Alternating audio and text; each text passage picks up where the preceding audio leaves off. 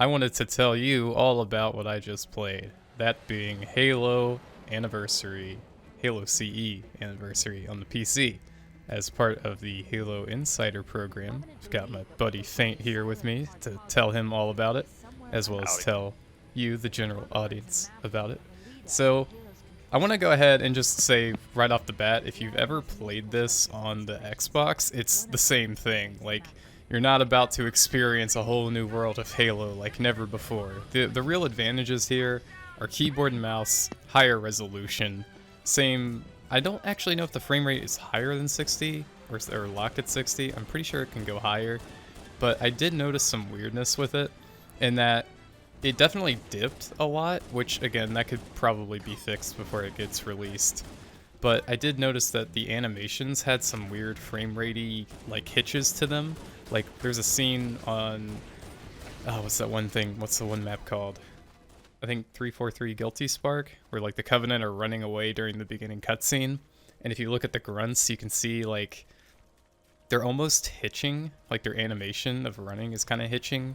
So there's some weirdness there, but I don't remember if that was actually present during the Xbox One version or the Xbox 360 version of Anniversary.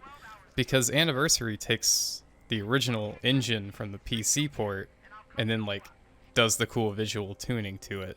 So, and I do remember the PC port of Halo Combat Evolved had that like 30 frame rate lock on the weapon animations and certain like animations in the game, so maybe that's still a thing here, but it definitely looks good enough. Like, it's fine. I think it's the same with Reach. The code may still be tied in with the FPS, so there might be a limit.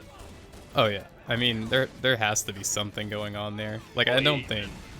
even when Reach came out on the PC, they said, you can toggle the FPS limiter, but it may cause issues, so...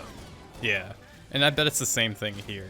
I looked through some of the options very briefly, and they did still have like the original, like pretty much they had everything that was still there from the Reach launch. So they had the presets for the graphics, like original, enhanced, and all of that.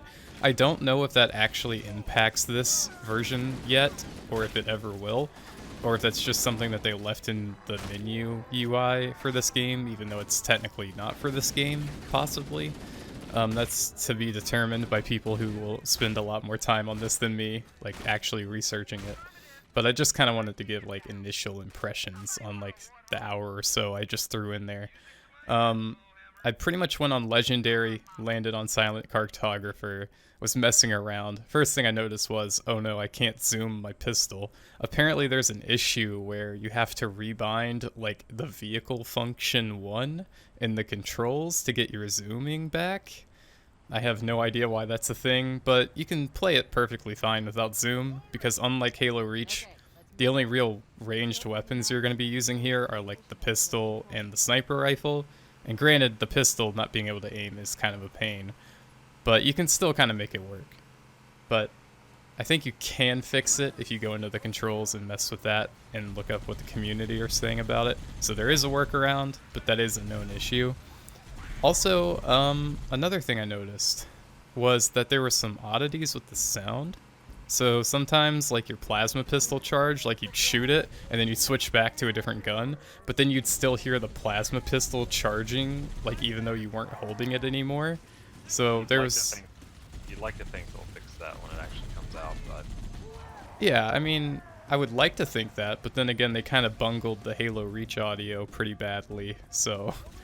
Time will tell, but that is definitely pretty obnoxious, and I hope it doesn't happen all the time. It might have just been a one-off. Again, early access to the flight, so can't really judge it too harshly here, but if, history repeats itself, hopefully, it doesn't, and we get the audio all good. And I have to say, the audio in Anniversary Edition is kicking. Like, I've been playing a lot of Halo Custom Edition on PC, or Halo Combat Evolved PC, and the sounds have always been great and iconic, but the Anniversary sounds are so much punchier, and they sound a lot more realistic, and I really enjoyed that about it. Do they sound better than Reach's sounds? Yeah. You had mentioned that the gun sounds in there seemed underwhelming. I mean, maybe somebody will compare this to the Xbox One version of Anniversary and tell me that it's worse, but from what I could hear personally, it sounded great. And I have like surround sound headphones and everything, and it was all working fine. And when the guy in the Warthog was shooting the Gatling gun in the back, it was just like rocking the screen, and it sounded really punchy. And I was like, yeah, this is it. I love this. So that was like a 10 out of 10 moment for me. Oh, also, I'd love to say that the functionality for tabbing between the old school graphics and the modern ones, it's seamless as hell. It works instantly, and it feels great, and it's awesome to see the game in both ways. However, there's a lot of clarity missing in the remastered graphics, so if you're playing on Legendary, you're actually going to be putting yourself at a bit of a disadvantage if you play with the new graphics on, because there's a lot of places where enemies will hide, and there's shrubbery in the way, or tilted, cool looking rocks that aren't actually there in the OG game. So things like that might mess with you a little bit. Trying to think about what else to talk about. Oh yeah, I guess I should say, in the menu, I did notice something. There was loadouts put into the menu.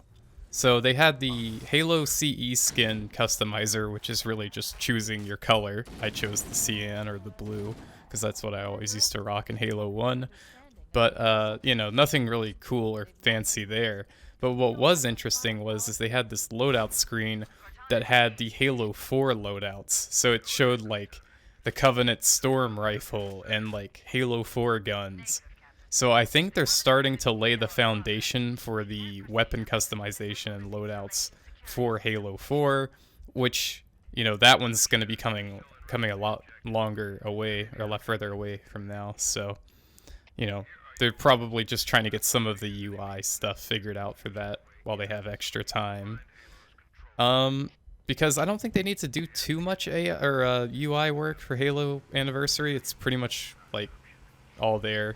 And the campaign menu allowed you to do things like set up skulls and multipliers and such. And I'm curious to see how they handle the co-op in this. I think you can play it online, but I'm not 100% sure. I didn't really investigate that. And plus it's like a flight thing, so I don't know if I have many people to actually play it with. But also I didn't get to touch the multiplayer yet, which is a shame. But for campaign impressions, that's pretty much all I've got. It looks good. It sounds great for the most part, with some little hitches here and there. The frame rate was really smooth, although I did definitely feel some, hitches in the frame rate. Again, that could be my computer. I was trying to play it like 1440p and record, so who knows? That was probably what that was. But overall, pretty damn fun, pretty awesome looking. I can't wait to actually play all of it when it comes out and have people play it with me, because this is nostalgia. This is all I played as a kid. I put hundreds of hours into Halo 1 by myself, so yeah, I can't wait to play some more of this. So yeah, that's all I got. You think they're gonna keep the skin system, the armor system that they currently have with Reach? I've heard that they're going to be updating that and implementing some kind of change in that you're still going to have the progression tiers, but on that screen you'll be able to pick, instead of just being locked to each one in a row, you can pick the order now, but it's still only for that one page of gear, so you still have to progress a lot to get a lot of the cooler things. So sadly for the moment, I don't think they're going to actually do much to change it to make it either back to the original. I don't think that's ever going to happen. Actually, I'm really curious too if they'll ever do anything to mess with Halo 1's online. I doubt it, but who knows? I guess we'll have to wait and see. I'm pretty sure customization in Halo 1 won't be a thing though. I didn't see anything there to really indicate that being a possibility. They did have a pretty cool original Spartan armor set as the one that you choose the color preset for, and the Unreal Engine 4 model that they use for the Halo 1 skins, but that was about it. Nothing else really there in terms of customization. So, okay. Yeah. But that's Halo's flight for Halo CE Anniversary on PC. Thank you guys for watching, and I'll see you next time. Subscribe for more Halo, and stay frosty out there, and all that good stuff.